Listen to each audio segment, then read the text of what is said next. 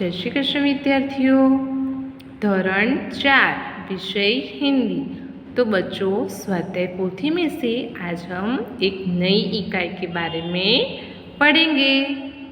तो बच्चों, इकाई 70 टोपी और जूता। तो यहाँ पे देखो, आपको बहुत अच्छा चित्र भी बताया है। तो ये क्या है? ये टोपी है, सिर पर पहनते हैं ना हम लोग। ये टोपी है और ये जूता। तो जूता और टोपी, तो हमें इसके बारे में पढ़ना है। तो सबसे पहले आज हम उसका जो हमें इकाई दी है उसे पूरा हम हिंदी में पढ़ेंगे।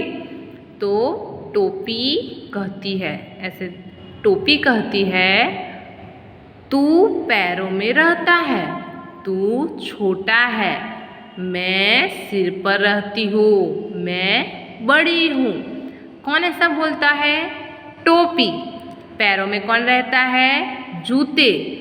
तो टोपी जूते को ऐसा बोलती है कि तू पैरों में रहती है, इसलिए तू छोटा है। मैं सिर पर रहती हूँ, मैं बड़ी हूँ। यानी टोपी हम सिर पर रखते हैं ना, इसलिए वो बोलता है कि जूते को ऐसा बोलता है कि तुम पैरों में रहते हो, इसलिए तुम छोटे हो, और मैं सिर पर रहती हूँ, इसलिए मैं बड़ी हूँ। जूता, मैं पैरों में रहता हूँ पर काम कितना बड़ा करता हूँ। तो जूता क्या बोलता है कि मैं रहता पैरों में, यानी पैर यानी पग, पर काम कितना बड़ा करता हूँ।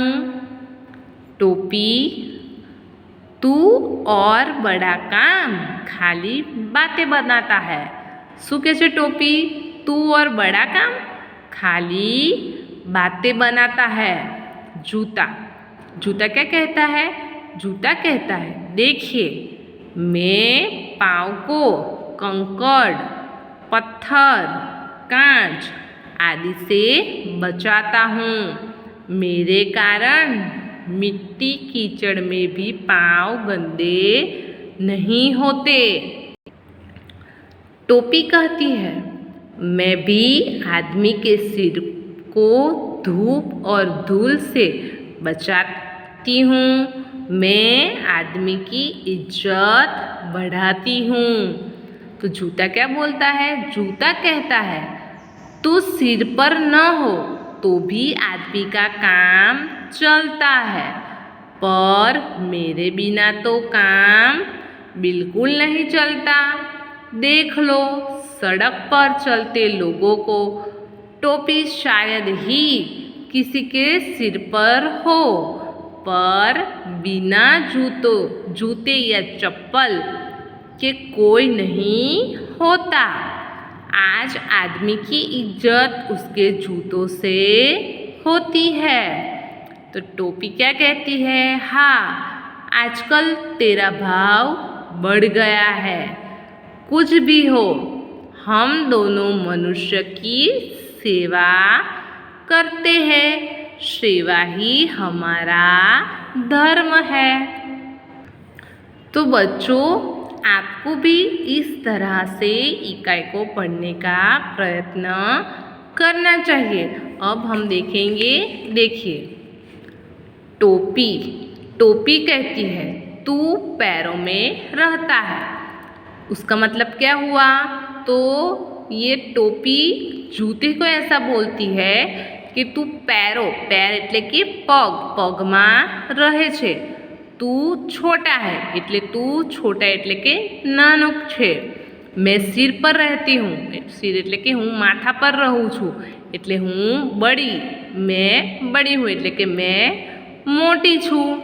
जूता कहता है, मैं पैरों में रहता हूँ पर काम कितना बड़ा करता हूँ। जूतो શું કહે છે? જૂતા એટલે કે બૂટ, ચપ્પલ, સેન્ડલ વગેરે એ શું કહે છે કે હું પગમાં રહું છું પણ કામ કેટલું મોટું કરું છું। તો ટોપી कहती है, तू और बड़ा काम खाली बातें बनाता है। टोपी શું કહે છે કે તું અને બડા કામ એટલે કે મોટું કામ એ શું કહે છે? ખાલી बातें बनाता है। बातें बनाता है એટલે શું કહેવાય? તો મોટી મોટી વાતો કરવી. કદાચ પરીક્ષામાં તમને આ પૂછાય કે બાतें बनाता है, बातें बनाना, તો શું કહેવાય? મોટી મોટી વાતો करवी. जूता कहता है देखिए मैं पाँव को कंकड़, पत्थर, कांच आदि से बचाता हूँ. जूता क्या बोलता है? तो चप्पल, सैंडल, बूट शू कहे छे कि जुओ मैं पगने कंकड़ एटले के कांकरा, पत्थर, कांच वगैरह थी बचाऊँ छूँ. मेरे कारण मिट्टी कीचड़ में भी पाँव गंदे नहीं होते. एटले के माटी होय, कादव होय त्यां आपणा पग गंदा थता નથી. તો આ વાત તો સાચું છે ને. જો આપણે ટોપી ન પહેરે તો ચાલે, પણ ચપ્પલ વગર જવાય આપણાથી? પગમાં કાંકરા વાગે, પથ્થર વાગે, કાચ વાગે, પગ ગંદા થઈ જાય, કાદવવાળા થઈ જાય, માટીવાળા થઈ જાય. તો આગળ જોઈએ. टोपी कहती है मैं भी आदमी के सिर को धूप और धूल से बचाती हूँ. टोपी શું કહે છે? હું પણ માણસના સિર એટલે કે માથાને ધૂપ એટલે તડકો ને ધૂળ એટલે કે માટીથી બચાવું છું. મેં આદમી કી ઇજ્જત બઢાતી હું. એટલે કે ઇજ્જત એટલે શું કહેવાય? આબરૂ.